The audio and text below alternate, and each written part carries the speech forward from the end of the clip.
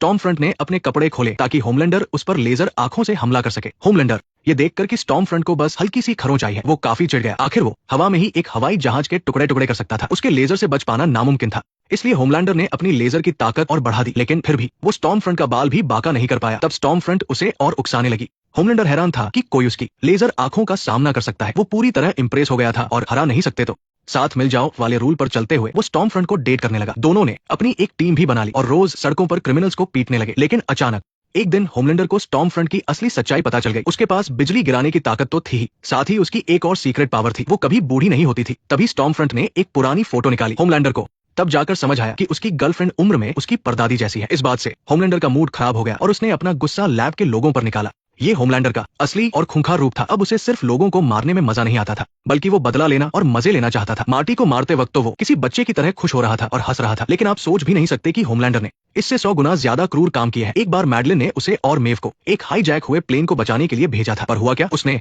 Plane के सभी लोगों को मरने के लिए छोड़ दिया। उसने बाहर से प्लेन का दरवाजा खोला, जिससे हाईजैकर्स हवा में उड़ गए। मेव ने भी एक को मार गिराया और आखिरी हाईजैकर को होमलैंडर ने अपनी लेजर आंखों से भून डाला। ऐसा लगा मानो उन्होंने सबको बचा लिया हो। सारे पैसेंजर्स होमलैंडर की जमकर तारीफ करने लगे। होमलैंडर को भी भगवान की तरह पूजे जाने में बहुत मजा आ रहा था, लेकिन किसे पता था कि कुछ ही मिनटों बाद वो खुद इन लोगों को मौत के घाट उतार देगा। हुआ ये कि उन्हें कॉकपिट में एक और हाईजैकर मिला। होमलैंडर को देखते ही वो घबरा गया और उसने घबराहट में पायलट को गोली मार दी। साथ ही प्लेन का कंट्रोल पैनल भी पूरी तरह बर्बाद हो गया। अब प्लेन का क्रैश होना तय था। तब मेव ने होमलैंडर से बाहर जाकर प्लेन को उठाने के लिए कहा, लेकिन होमलैंडर इतनी मेहनत नहीं करना चाहता था। फिर मेव ने कहा कि वो एक एक करके सारे पैसेंजर्स को जमीन पर छोड़ाए, पर होमलैंडर को ये काम भी बहुत झंझट वाला लगा। इतना कहते ही प्लेन तेजी से जमीन की तरफ गिरने लगा। होमलैंडर ने सबको झूठ बोल दिया कि प्लेन बस टर्बुलेंस में फंस गया है और मेव की तरफ मुड़कर बोला कि मिशन खत्म हो गया है। मेव इन मासूम लोगों को ऐसे मरने नहीं देना चाहती थी। वो गिड़गिड़ाने लगी कि होमलैंडर उन्हें बचा ले, पर उसने एक न सुनी। और सबसे घटिया बात तो ये थी कि वो अभी भी लोगों से झूठ बोल रहा था। होमलैंडर पीछे का दरवाजा तोड़कर वहां से भागने लगा। उस वक्त पूरे प्लेन में चीख पुकार मची थी।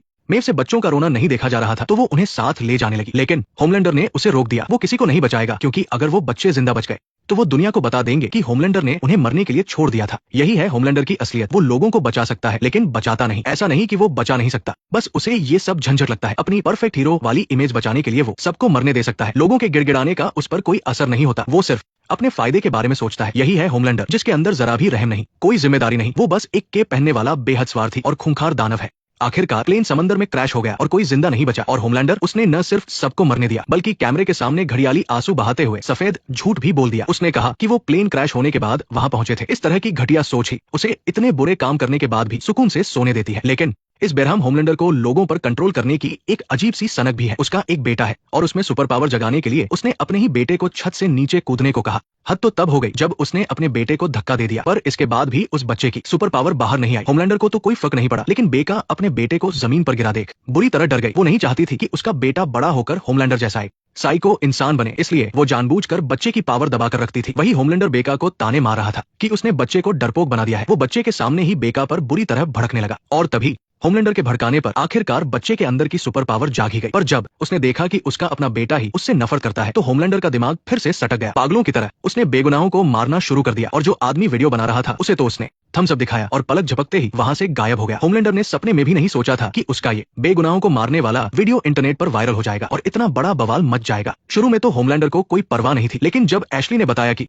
इस घटना की वजह से उसकी पॉपुलैरिटी की रेटिंग काफी गिर गई है, तो उसके पसीने छूटने लगे। अब होमलैंडर को समझ में आ गया था कि बात बिगड़ चुकी है। वो इस बात को लेकर बहुत ज्यादा ऑब्सेस था कि लोग उसके बारे में क्या सोचते हैं। वो बर्दाश्त ही नहीं कर पाया कि इतने सारे लोग उसके खिलाफ सड़क पर उतर आए हैं। अब वो शायद सबको मौत के घाट उतारने वाला था। तभी वहां लोगों की भारी भीड़ जमा थी, जो होमलैंडर के बेगुनाहों को मारने का कड़ा विरोध कर रही थी। कुछ लोग तो होमलैंडर पर वॉर क्राइम्स का इल्जाम भी लगा रहे थे। ठीक उसी वक्त होमलैंडर आसमान से उतरा। उसे देखकर स्टेज पर खड़ी विक्टोरिया डर से कांप उठी। होमलैंडर ने माइक लिया और अपनी नौटंकी शुरू कर दी ताकि लोगों के सामने अपनी इमेज सुधार सके, लेकिन लोगों ने उसकी एक नहीं सुनी और उसकी बातों में नहीं आए। तुम बहुत स्मार्ट हो। हालांकि ये सब होमलैंडर के दिमाग का फितूर था, पर इससे पता चलता है कि वो सबको मारना चाहता था। बस उसके खिलाफ आवाज उठाने वाले लोग इतने ज्यादा थे कि उसे पीछे हटना पड़ा। मायूस होकर होमलैंडर मैडलिन के ऑफिस गया और मैडलिन का रखा हुआ दूध का बोतल निकाला। फिर अपनी लेजर आंखों से उसे 35 डिग्री तक गर्म किया। ये बिल्कुल इंसानी शरीर के तापमान जितना गर्म था। वो बस दूध पीने ही वाला था कि तभी एशली अंदर आ गई। ये नजारा देखकर एशली बहुत ऑकवर्ड हो गई। होमलैंडर ने ऐसा दिखाया जैसे उसे कोई फर्क नहीं पड़ता, पर असल में होमलैंडर बहुत ईगो वाला था। एशली ने होमलैंडर से एक नए सुपर हीरो से मिलने को कहा जिसका नाम ब्लाइंड स्पॉट था। भले ही वो अंधा था लेकिन उसके पास कमाल की सुनने की ताकत थी। वो आवाजों को सुनकर ही लड़ सकता था।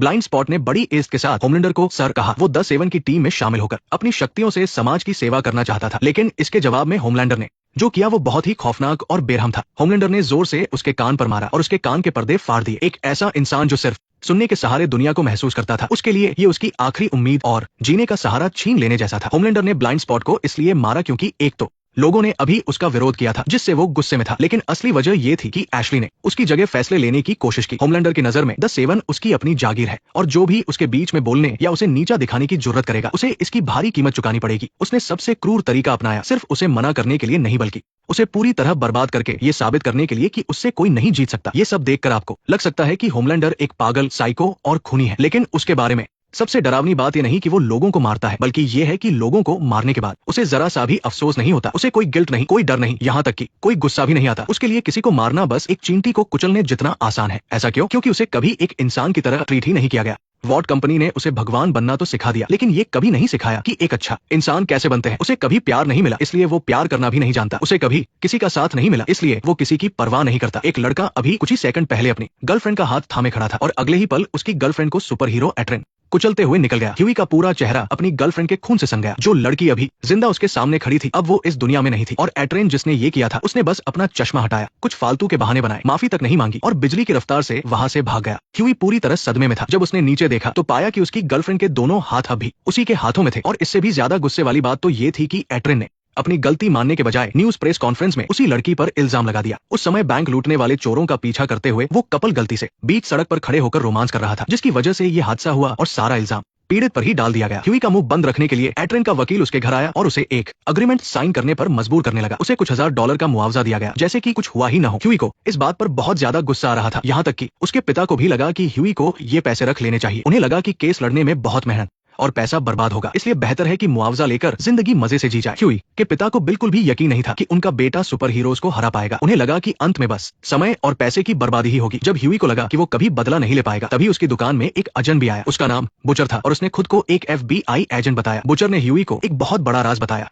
ये सारे सुपर हीरोज असल में कोई रक्षक नहीं है, बल्कि वो मनमानी करने वाले गुंडे हैं। किसी को नहीं पता कि उन्होंने छुपकर कितने ही बेगुनाहों की जान ली है। उदाहरण के लिए होमलैंडर को ही ले लो, उसके पास एक्सरे विजन है, लेकिन देखो वो क्या ताक झांक कर रहा है। और ये ट्रांसलूसेंट तो लेडीज बाथरूम में छुपकर बैठा रहता है। बुचर ने कहा कि उसका मकसद इन झूठे और ढोंगी सुपर हीरोज को खत्म करना और उनका असली चेहरा दुनिया के सामने लाना है। ह्यूई को ये सब किसी मजाक जैसा लग रहा था। एक आम इंसान भला उन सुपर पावर वाले लोगों से कैसे लड़ सकता है। इसके बाद बुचर ह्यूई को एक ऐसी जगह ले गया जहाँ सुपर हीरोज आते जाते थे। वहाँ का नजारा देखकर ह्यूई के तो होश ही उड़ गए। जिन सुपर हीरोज को दुनिया अपना रक्षक मानती है, उनकी असल जिंदगी तो इतनी गंदी और घिनौनी थी। फिर बुचर ने ह्यूई को एक CCTV वीडियो दिखाया। ये वीडियो कल का ही था, जिसमें एट्रेन नजर आ रहा था। एट्रेन को अपनी गलती का जरा भी पछतावा नहीं था, बल्कि वो कह रहा था कि जब उसने लड़की को टक्कर मारी तो लड़की का एक दांत उसके अंदर चला गया था, जिससे उसे बहुत उल्टी आई। ये सब कहने के बाद वो बेशर्मों की तरह जोर जोर से हंसने लगा। ये सुनकर ह्यूई गुस्से से पागल हो गया और उसने तय किया कि वो बुचर का साथ देगा। तभी बुचर ने ह्यूई को पुलिस की एक रिपोर्ट दिखाई। जिस दिन उसकी गर्लफ्रेंड की मौत हुई थी उस दिन शहर में बैंक डकैती की कोई घटना हुई ही नहीं थी। इसका मतलब है कि एट्रेन उस वक्त किसी भी चोर का पीछा नहीं कर रहा था। तो फिर वो इतनी तेजी से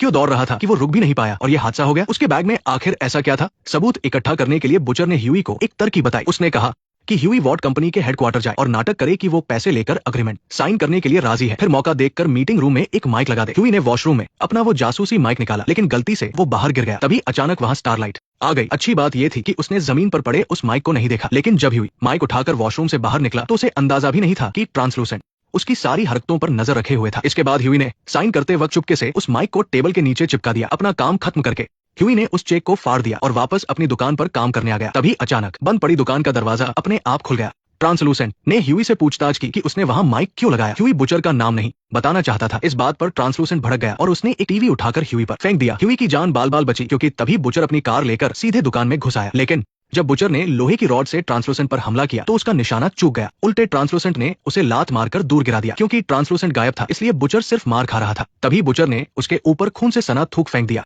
जिससे उसकी परछाई साफ दिखने लगी। लेकिन बुचर तो एक आम इंसान ही था। वो भला सुपर पावर वाले ट्रांसलूसेंट का मुकाबला कैसे कर सकता था। तभी ह्यूई को याद आया कि ट्रांसलूसेंट ने एक बार इंटरव्यू में बताया था कि उसकी स्किन एक खास तरह के कार्बन से बनी है जो बिजली का सुचालक है। ह्यूई को एक तरकीब सूझी। उसने ट्रांसलूसेंट द्वारा तोड़ा गया बिजली का तार उठाया और उसे करंट देने के लिए आगे बढ़ा, लेकिन तार थोड़ा छोटा पड़ गया। इससे भी बुरी बात यह थी कि ट्रांसलूसेंट ने उसे देख लिया। शुक्र है कि इस बार बुचर ने उसे एक जोरदार लात मारी। ट्रांसलूसेंट को बेहोश पड़ा देखकर ह्यूई को लगा कि उसने उसे करंट देकर मार डाला है और उसे बहुत पछतावा होने लगा। इसके बाद वो लोग उसे एक सुनसान जगह पर दफनाने ले जाने लगे, लेकिन जैसे ही उन्होंने गाड़ी आगे बढ़ाई, डिक्की से खटखटाने की आवाज आने लगी। दरअसल ट्रांसलूसेंट सिर्फ बेहोश हुआ था। अब उनके सामने एक बहुत बड़ी मुसीबत आ गई थी। अगर वो ट्रांसलूसेंट को छोड़ देते तो वो पक्का बाकी सुपर हीरोज को बुलाकर उनसे बदला लेता। हारकर बुचर ने अपने एक दोस्त फ्रेंची से मदद मांगने का फैसला किया। फ्रेंची को पता था कि इन सुपर लोगों को कैसे संभालना है, लेकिन जब फ्रेंची ने डिक्की खोली और देखा कि अंदर ट्रांसलूसेंट है तो उसके चेहरे का रंग ही उड़ गया। बाप रे बाप, अरे बाप रे। दरअसल हर सुपर हीरो के शरीर में एक ट्रैकिंग चिप लगी होती है। जैसे ही होमलैंडर को पता चलेगा कि ट्रांसलूसेंट गायब है, वो चिप की मदद से उन्हें ढूंढते हुए आ जाएगा और होमलैंडर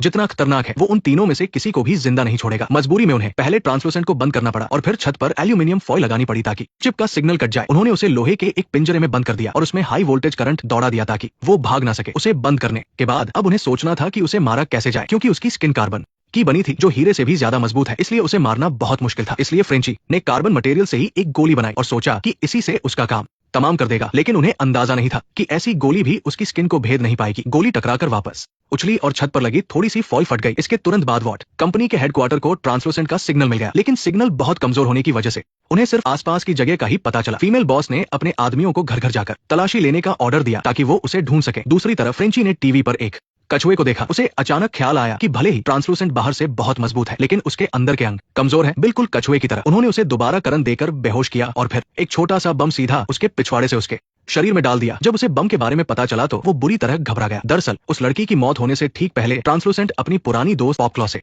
मिलकर आ रहा था। इसका मतलब है कि एट्रेन बेकाबू होकर लड़की से क्यों टकराया, ये बात पॉपक्लॉ को पक्का पता होगी। हालांकि ट्रांसलूसेंट ने उन्हें ये राज बता दिया था, फिर भी बुचर की टीम ने उसे छोड़ने का कोई इरादा नहीं किया। तभी फ्रेंची को पता चला कि होमलैंडर आसपास ही है। वो यकीनन ट्रांसलूसेंट को ही ढूंढ रहा था, क्योंकि होमलैंडर के पास एक्सरे विजन है जिससे वो छत के आर पार देख सकता है और उसके सुनने की क्षमता भी बहुत तेज है। अगर बम फट गया तो होमलैंडर को इसकी आवाज पक्का सुनाई दे जाएगी। तभी पिंजरे में बंद ट्रांसलूसेंट ने ह्यूई के होठों को पढ़कर समझ लिया कि होमलैंडर उसे बचाने आ गया है। वहां से भागने के लिए उसने एक कप में अपनी पेशाब जमा की और उसे तारों पर डाल दिया। इससे शॉर्ट सर्किट हो गया और उसने पिंजरा खोल लिया और बाहर होमलैंडर उन्हें ढूंढते हुए लगभग वहां पहुंच ही गया था। शुक्र है कि फ्रेंची ने बातों में उलझा लिया। दूसरी तरफ ट्रांसलूसेंट ने दरवाजा खोल लिया था, लेकिन तभी ह्यूई रिमोट लेकर उसके सामने आ गया। ह्यूई ने उसे वापस पिंजरे में जाने को कहा, वरना वो बम ब्लास्ट कर देगा। लेकिन ट्रांसलूसेंट समझ गया था कि ह्यूई असल में किसी को मारना नहीं चाहता। वो मीठी मीठी बातें करने लगा और धमकी भी दी कि अगर आज उसने एक सुपर हीरो को मारा तो वो लोग भी ह्यूई को मार डालेंगे। वहीं दूसरी तरफ अगर वो उसे जाने दे तो ह्यूई उसकी जान बचाने वाला हीरो कहलाएगा। ये सुनकर ह्यूई थोड़ी देर के लिए सोच में पड़ गया। दूसरी तरफ बुचर ने होमलैंडर को वहां से भगाने के लिए